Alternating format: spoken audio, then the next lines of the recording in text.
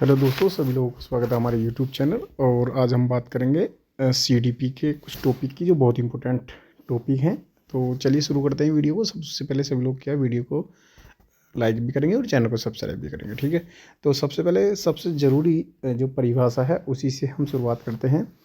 पहली परिभाषा है कि तुम मुझे कोई भी बालक दे दो, मैं उसे वैसा बना दूंगा जैसा मैं चाहता हूँ। तो ये किसने कहा है? ये कहा है वाटसन ने, ठीक है। किसने कहा है? वाटसन ने कहा है। ये बहुत इंपॉर्टेंट लाइन है और यहाँ से सीधे सीधे नाम से पूछा जाएगा जब भी पूछा जाएगा। यूपी टेट, सी टेट और जितने भी टीचिंग एग्जाम होते हैं जिसमें सीडीपी आती है तो उसमें क्वेश्चन पूछा जा सकता है, ठीक है।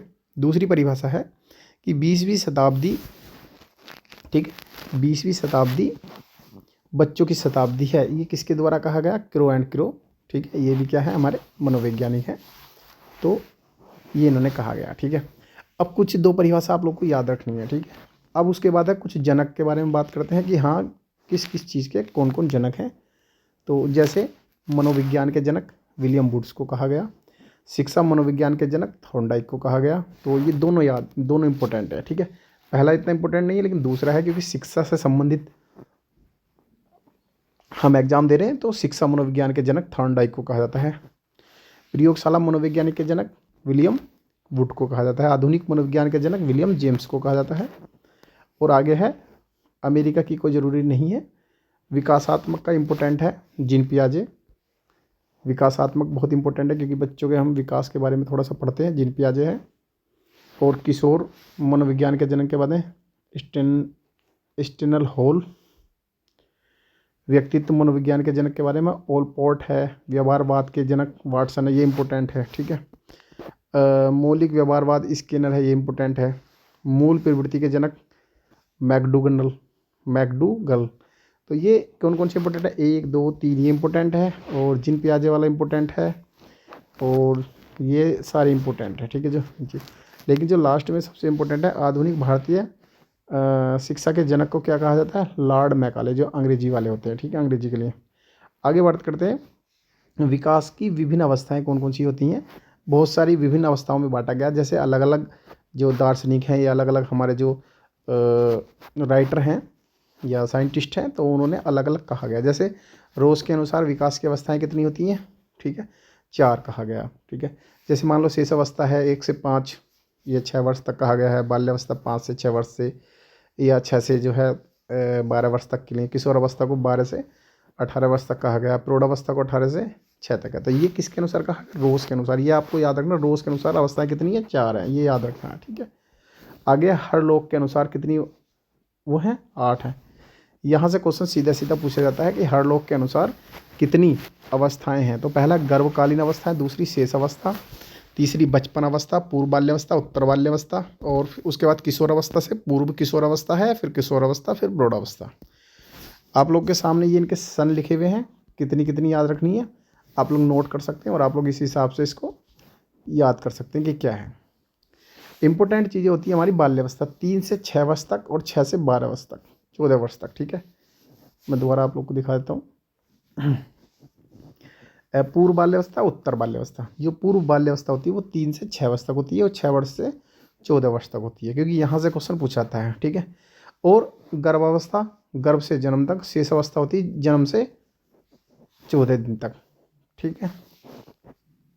वैसे तो अच्छा, ये बचपन अवस्था शेष अवस्था एक साथ आ गई। जन्म से 2 वर्ष तक होती है। अलग अलग जो दार्शनिक है या अलग अलग मनोवैज्ञानिक उन्होंने अलग अलग कहा है, ठीक है। अब कोल के अनुसार कितनी अवस्थाएं होती हैं? कोल के अनुसार होती हैं 12 अवस्थाएं, ये जो लिखी हुई हैं। जैसे शेष अवस्था, प्रारंभिक बाल्यावस्था, मध्य बाल्यावस्था और किशोर अवस्था होती है। प्रारंभिक किशोर अवस्था, मध्य, अच्छा इसमें किशोर अवस्था को 4 भागों में बांट दिया। जैसे प्रारंभिक, मध्य, उत्तर, ये किशोर अवस्था बांट दिया। और जो प्रौढ़ावस्था इसको 3 भागों में बांट दिया, ठीक है। इन्होंने थोड़ा सा बड़ा करके लिख दिया। तो कोल के अनुसार कितनी है? 12 है, ठीक है।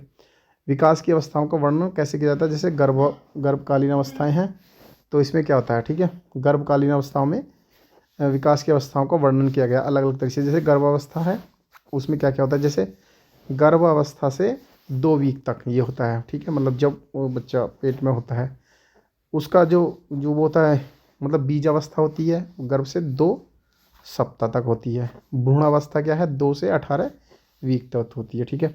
और गर्भावस्था, शिशु की अवस्था क्या है, 8 महीने से लेकर जन्म से पहले तक क्या है, गर्भावस्था होती है, शिशु की अवस्था होती है। तो ये गर्भ अवस्थाएँ गर्भकालीन अवस्थाएं हैं, ठीक है। मतलब हम अलग अलग अवस्थाओं के बारे में जिक्र कर रहे हैं, उस पर टाइम भी पूछा गया है, ठीक है। तो ये इंपॉर्टेंट है, यहाँ से क्वेश्चन डीपली थोड़ा सा बन सकता है। आगे बात करते हैं हम शेष अवस्था की। जो शेषावस्था होती है उसमें क्या है, जन्म से लेके 14 दिनों की जो अवस्थाएं होती है उसको शेष अवस्था बोलते हैं। जैसे चूसना, निगलना, सांस लेना, ये सब चीज़ें होती हैं। बचपन अवस्था में होती है कि 2 सप्ताह से 2 वर्ष तक की अवस्थाएं होती हैं, ठीक है। कहीं कहीं पे शेष अवस्था, बचपन अवस्था एक ही माना जाता है, 0 से 2 साल तक। लेकिन इसमें बचपन अवस्था अलग लगा दिया और शेष अवस्था अलग लगा दिया। तो उसमें हमें पता होना चाहिए कि कितना कितना टाइम पीरियड होता है। 2 सप्ताह से 2 वर्ष की अवस्था होती है बचपन अवस्था की। इसमें पूर्णतः ऐसा है, विकास की गति तीव्र होती है। सबसे ज़्यादा जो बच्चे की सबसे ज़्यादा जो सीखने की जो स्पीड होती है वो 2 वर्ष तक होती है। बहुत तेज़ी से वो चीज़ें सीखता है। आगे बात करेंगे बाल्यावस्था।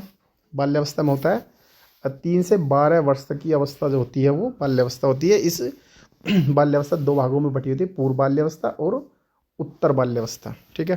पूर्व बाल्यावस्था होती है 2 से 6 साल तक और उत्तर बाल्यावस्था होती है 7 से 12 साल तक, कहीं कहीं 14 साल तक भी होता है, ठीक है। लिखो आगे है, इसमें क्या क्या चीज़ होती है, जैसे नवीन प्रकृति, जैसे जिज्ञासा होती है, पहली बार अकेले सामाजिक वातावरण में प्रवेश करना, ठीक है। खिलौनों की उम्र होती है, मित्र मंडली में रहना। तो ये सब क्या है, बाल्यावस्था की विशेषता होती हैं। आगे है किशोर अवस्था, यानी किशोर अवस्था से पहले की अवस्था है, इसके बोलते हैं वयस्क संधि काल, ठीक है, या पूर्व किशोर अवस्था। तो इस किशोर अवस्था की जो उम्र होती है वो 10 से 14 वर्ष तक की उम्र होती है, पूर्व किशोर अवस्था। अब बात करते हैं किशोर अवस्था की। तो किशोर अवस्था होती है 13 साल से 21 साल तक होती है किशोर अवस्था। मानसिक विकास, यौन अंगों का विकास होता है 10 से 14 वर्ष तक की, ठीक है।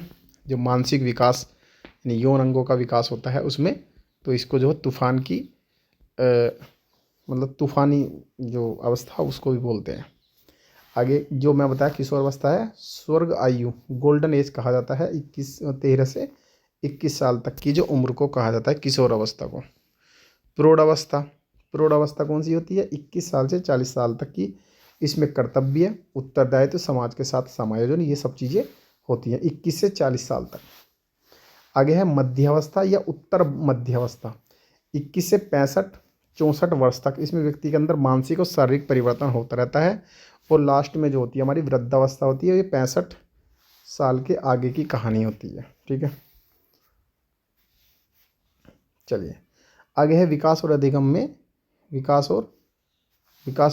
क्या क्या संबंध होते हैं, ठीक है। विकास और अधिगम में क्या क्या संबंध है याद रखना। जैसे अधिगम में विचार होता है, विकास की सीमाएं, अधिगम की समय सारणी, उद्दीपन की अवस्था।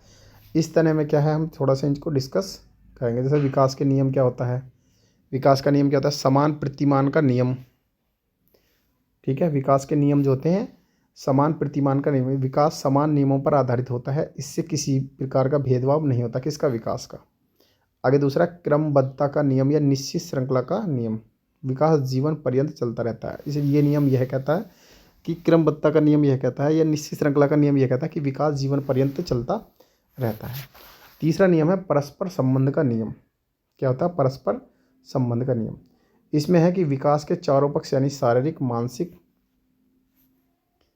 इसमें कहा गया है कि शारीरिक, मानसिक और सामाजिक संवेगात्मक परस्पर संबंधित होते हैं, लेकिन घनिष्ठ संबंध शारीरिक और मानसिक विकास में होता है, ठीक है। ये किसकी बात करें, परस्पर संबंध का नियम की बात कर रहे हैं, जो विकास के नियम होते हैं। अब फोर्थ नियम होता है सतत विकास का नियम या निरंतरता का नियम। तो इसमें यही कहा जाता है कि जीवन जो विकास है वो जीवन पर्यंत चलता रहता है, इस नियम के अनुसार में ये बात है। आगे होता है सामान्य से विशिष्ट क्रियाओं का नियम, ये भी एक विकास का नियम होता है। इस नियम में क्या कहा जाता है कि बालक पहले सामान्य क्रियाएं करता है, फिर उसके बाद विशिष्ट प्रक्रिया करता है। जैसे नियम से बताएगा सामान्य से विशिष्ट की तरफ, बालक पहले सामान्य गतिविधि करेगा, सामान्य क्रियाएं करेगा, फिर उसके सामान्य से क्या विशिष्ट की तरफ आएगा, पहले हल्की करेगा फिर उसके बाद भारी आएगा। यही एक विकास का नियम है। अगला है निश्चित दिशा का नियम, ठीक है। निश्चित दिशा का नियम यह कहता है कि विकास हमेशा सिर से पैर की ओर चलता है। ये भी इंपॉर्टेंट है, ये लाइन इंपॉर्टेंट याद रखना कि यहाँ से क्वेश्चन पूछा था कि विकास हमेशा सिर से पैर की तरफ चलता है। आगे है फोर्थ जो नियम है वह व्यक्तिगत विभिन्नता का नियम। जन्म से ही हर कोई बालक अलग अलग होता है, अलग अलग बुद्धि का होता है, बुद्धि लेवल का होता है, अलग अलग उसकी प्रतिभा होती है, मतलब हर व्यक्ति में अलग कुछ ना कुछ क्वालिटी होती है। आठवां है अंतःक्रिया का नियम। अंतःक्रिया का नियम ये कहता है, अंतःक्रिया के नियम में ये होता है देख कर सुनना अनुकरण से सीखता है, मतलब देख कर और सुनकर और अनुकरण करके वो बच्चा सीखता है, ये अंतःक्रिया का नियम होता है। निकट दूर का नियम भी होता है। निकट दूर का नियम का जो होता है कि विकास जो होता है वो केंद्र से सिर की ओर होता है, जो केंद्र है यानी बीच में पेट है, यानी कि केंद्र से लेके सिर की ओर की तरफ होता है, तो निकट दूर का नियम बोलते हैं विकास के नियम।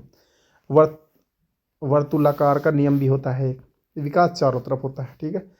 अविलोमनीयता का नियम, विकास उल्टा नहीं हो सकता। सरल से कठिन की तरफ होता है, तो सरल से कठिन की तरफ भी हम करते हैं, तो ये भी इंपॉर्टेंट है। ये सारे नियम बहुत इंपॉर्टेंट है और इनको जो है इनके नाम से ही आपको कनेक्ट करने हैं, कनेक्ट करने आने भी चाहिए। अब हम बात करेंगे कुछ मुख्य बिंदुओं के बारे में बात करेंगे, जैसे बाल्यावस्था में शर्म एवं गर्व जैसी भावना का विकास होता है, ठीक है। विकास एक सतत और धीमी प्रक्रिया है, ये स्किनर ने कहा, ठीक है। किसने कहा? ये स्किनर ने कहा कि विकास एवं सतत, यानी कि विकास एवं सतत धीमी प्रक्रिया है। विकासीय विधि एक बच्चे की वृद्धि और विकास की सर्वाधिक उत्तम विधि है। आगे देखें, बालक का अपने आप को प्रेम करने की प्रवृत्ति को नार्सिज्म की प्रवृत्ति कहते हैं, ठीक है। भाषा विकास के लिए प्रारंभिक बचपन अति संवेदनशील काल है, यानी भाषा विकास के लिए जो भाषा है वो विकास के लिए प्रारंभिक बचपन अति संवेदनशील काल है। मध्य बचपन अवधि कौन सी होती है भाई? मध्य बचपन अवधि जो होती है वो 6 से 11 वर्ष तक होती है, ठीक है। विकास के मनोसामाजिक सिद्धांत के प्रतिपादन कौन है? एरिक्सन है, ये याद रखना है। खिलौनों की आयु पूर्व बाल्यावस्था को कहते हैं, ये इंपॉर्टेंट है, ये लाइन बहुत इंपॉर्टेंट है, ठीक है। ये वाली लाइन कि खिलौनों की जो आयु है पूर्व बाल्यावस्था को कहा जाता है, और ये एग्जाम में पूछा भी गया है, ठीक है। पूर्व खिलौने की आयु, बाल्यावस्था तो सब लगाएंगे लेकिन पूर्व बाल्यावस्था लगानी है, ठीक है। आगे है बाल मनोविज्ञान वह विज्ञान है जो बालक के विकास का अध्ययन गर्भकालीन से किशोरावस्था करता है, ठीक है। आगे ये देखो किसने कहा? क्रो एंड क्रो, तो ये क्रो ने क्या कहा? मतलब 21वीं शताब्दी जो है बच्चों की शताब्दी है। शिक्षा मनोविज्ञान की उत्पत्ति 1920 में माना जाता है। निरीक्षण विधि का प्रयोग बालकों के प्राथमिक संवेगों के अध्ययन में किया जाता है, तो ये लाइन याद रखनी है। एक आगे है प्रयोगात्मक विधि को वैज्ञानिक विधि भी कहा जाता है, ये भी इम्पोर्टेंट है। सारी चीज़ें इम्पोर्टेंट हैं, एक भी लाइन बिना काम की नहीं है, ठीक है। चलिए इसमें है बाल मनोविज्ञान के आधार पर प्रत्येक बालक विशिष्ट होता है, ये लाइन तो आपको याद ही रखनी है। हर आदमी में एक अपनी अपनी क्वालिटी होती है, हर आदमी अपने आप में हर आदमी अपने आप में क्या है? विशिष्ट होता है। अगली लाइन है मनोविज्ञान शिक्षा का आधारभूत सिद्धांत है। ये किसने कहा? स्किनर ने कहा कि जो मनोविज्ञान है वो शिक्षा का आधारभूत सिद्धांत है। बालक के व्यक्तित्व के मापन की सर्वाधिक वस्तुनिष्ठ विधि कौन सी है?